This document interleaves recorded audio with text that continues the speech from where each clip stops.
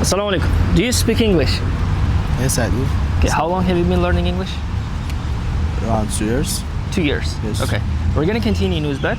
Uchta o'zbek tili gap beraman. Hech bo'lmasa ikkitasini inglizga tarjima qilib bera olsangiz 100 minut olsiz bo'ladi. Okay. Xo'p, birinchisi. Agar u kelmoqchi bo'lmasa, ishni o'zimiz bitiramiz.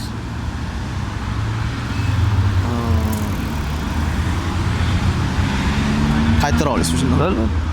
Agar u kelmoqchi bo'lmasa, ishni o'zimiz bitiramiz. If she don't want came, if she don't want come, we will continue. Ishni o'zimiz bitiramiz. Ah, Tugatamiz, yakunlaymiz. Ishni o'zimiz we will finish. ishni Exercise? o'zimiz. We? Endi to'liq qilib aytib bering-da.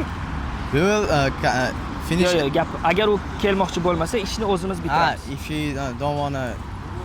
he don't wanna come, Aha. we will continue. We will finish. Finish ishni We will finish exercise. o'zimiz. Aka, Bo'ldi, ikkinchisi. shoshilib oldim. Yo'q, hisobga olamiz. Xo'p. Telefonimning zaryadi tugab qoldi, shuning uchun men sizga yoza olmadim. Telefonimning zaryadi tugab qoldi. O'chib qoldi nima edi? Aha. Nima edi o'chib qoldi? Died desam bo'ladi. My phone. My phone's charge died, so that's why I cannot message or text. Perfect. Yaxshi.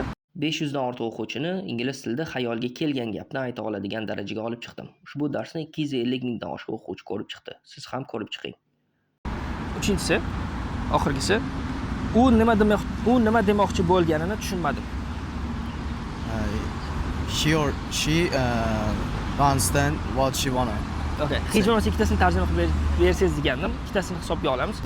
Sizni tabriklaymiz. Lekin shart emas. Yo'q. Qatnashganingiz uchun rahmat. Rahmat aka. Sizlarga rivoj. Charchamang.